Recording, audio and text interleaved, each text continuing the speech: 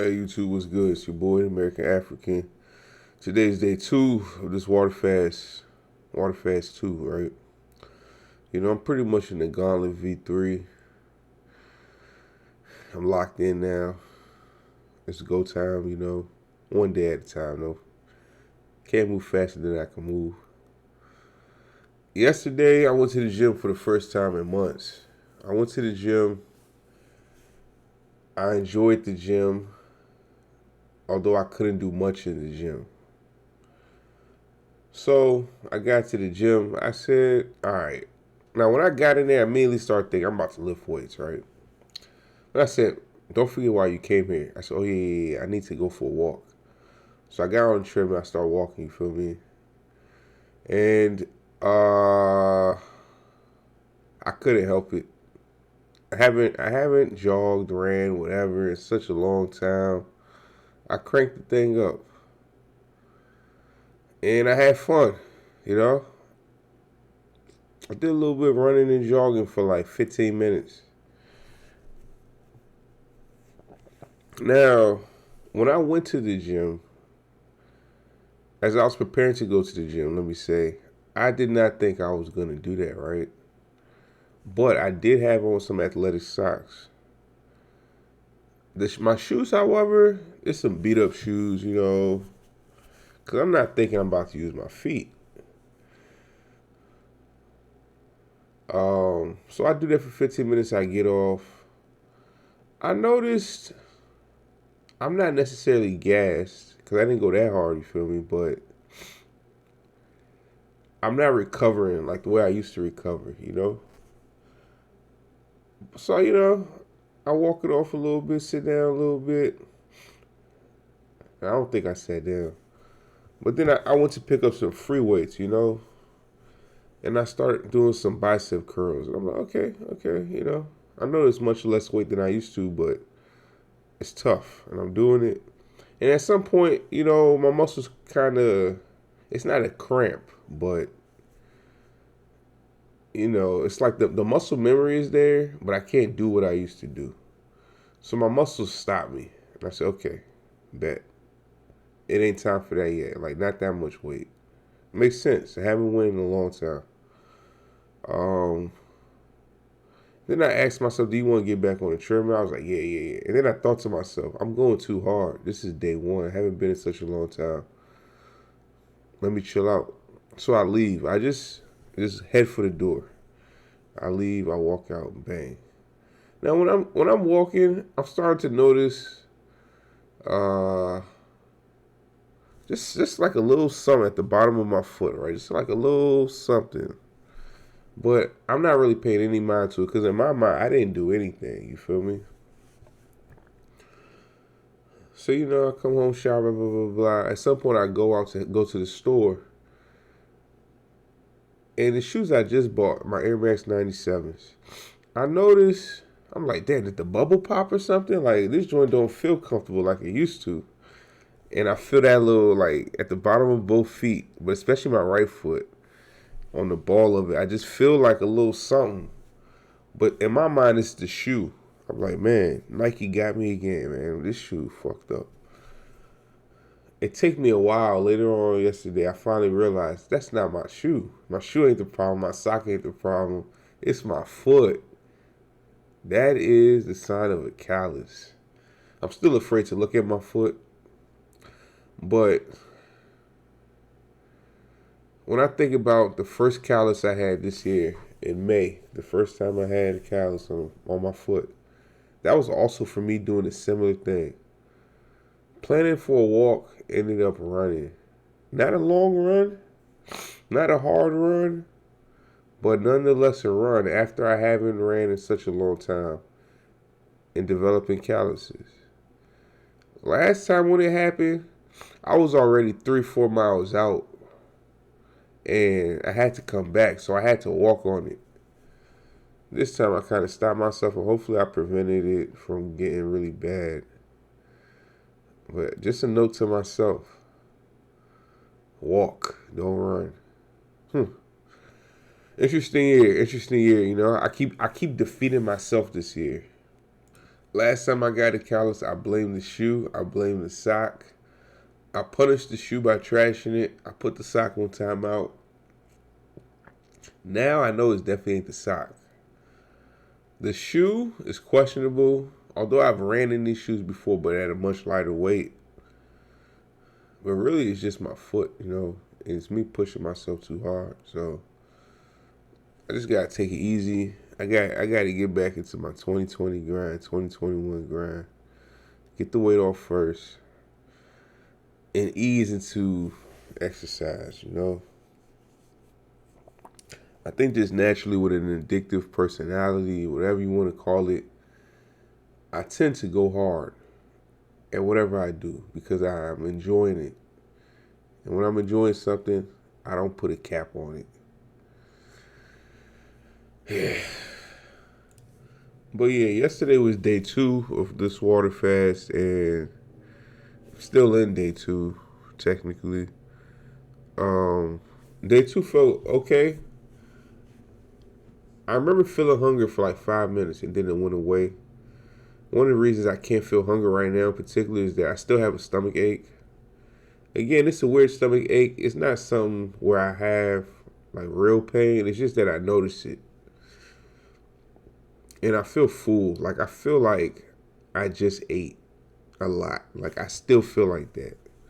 I feel really full. Fortunately, it helped me to begin this water fast. Because I won't lie, I fucked up, I almost relapsed again. Note to self, breaking a fast is not an excuse to binge eat or overeat or enjoy food in the wrong way. This is the funniest thing. When I break a fast, I break it with the right food. But shortly thereafter, I go get something I want. Whether my stomach wants it or not. You know what I'm saying? Whether I'm hungry or not. So, I once watched a video about food addiction. And the doctor speaking on it said that when you're a food addict, you shouldn't fast. You shouldn't do restrictive eating. You also should avoid trigger foods. And that's kind of like the rules. I kind of know what my trigger foods are, but I still be like, I don't know. This one isn't confirmed yet. And I play with it, And I learned the hard way. And to be real, I'm still on the fence about saying these are trigger foods, and for the rest of my life, I'm avoiding them. It's a very hard thing to commit to because I keep telling myself, but you love food. And then I tell myself, yeah, I love food, and I can still have food. I just can't have food that make me lose control. And that's like almost all my favorite foods, all the deliciousnesses. And I'm just at a point in my life where I'm saying, you want a hard life or you want a less hard life? If you want the hard life, keep playing around with them trigger foods, keep relapsing. If you want a less hard life, just avoid trigger foods and let's start working on the next thing to manage obesity. It's tough, It ain't so easy. It look easy, but actually doing it is tough. Before I broke my fast, because I knew I was going to break my fast by the end of day 21. I broke it by the end of day 20. I went out and bought like rice cauliflower. I bought broccoli. You know what I'm saying? I went out and bought these healthy foods, and I said, when I do start eating again, this what type of time we on. I know how to make this food taste good, and whatever, this what we gonna be on. But the reason I didn't start eating that way was I began to crave like fried food towards the end of my fast, number one. And number two, I haven't figured out protein yet. Because protein is one of them areas where it's like, it's hard for me to say, yes, I'm addicted to, let's say, lamb. You know what I'm saying? It's hard for me to say something like that and accept that, okay, I won't eat lamb anymore because I'm a food addict. And if I eat lamb, it's going to trigger me. I'm going to become obsessed with it. I'm going to make reasons to go and get it. I'm going to be doing things and being like, I can't wait to eat lamb again. And I don't want to be like that anymore. Whereas something like turkey, I don't get addicted to turkey. I might crave turkey small, here and there, but I don't get addicted to it. But it's really hard for me to fathom what my fridge and freezer will look like when I do go out and eat, type of food I would select, and to say to myself, that's how it's going to be for the rest of my life. Now, I know when it comes to addiction, you're not supposed to tell yourself for the rest of my life. You're supposed to just take it one day at a time. For today, I'm not going to have that. I'm going to have this, and I'm going to be fine. And I know I can do it day at a time. But it's so hard to look at that long term and just say, well, since this is what it's going to be like, let me go have this one last time. It's easier said than done. It's very mental. And it's been very mental for me this year. It's been so mental. It's been easier for me to just say, I ain't doing it, but I'll do it tomorrow. And that's why I've relapsed this year. You know? That's why I'm over 300 pounds again.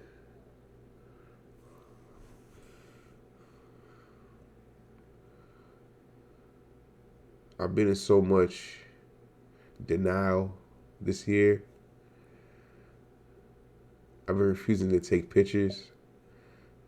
I've been refusing to accept that even though I know I'm going to overcome this is what I'm dealing with right now. And I have to face reality. Today's reality, you know? I've been trying to live for an inside of an alternate reality. Writing or dreaming, reminiscing on my successes of last year. But today is today, you know? I can't wait till it's 2023, so I can't say, oh, last year I was 220.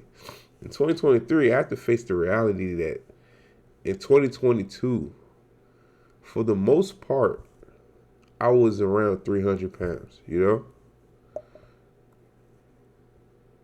So,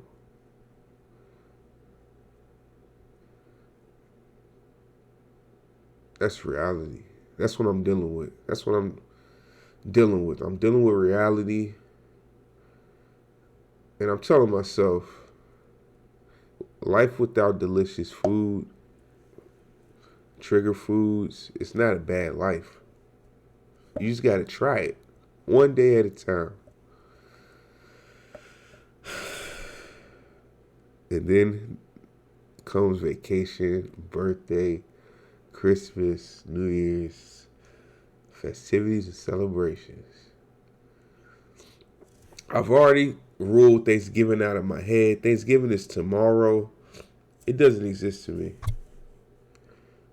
I might spend time with family. There might be food. But at least for this year, I'm going to weasel my way out of it. Even if that means I don't go, I'll be fine. I eat turkey all the time anyway.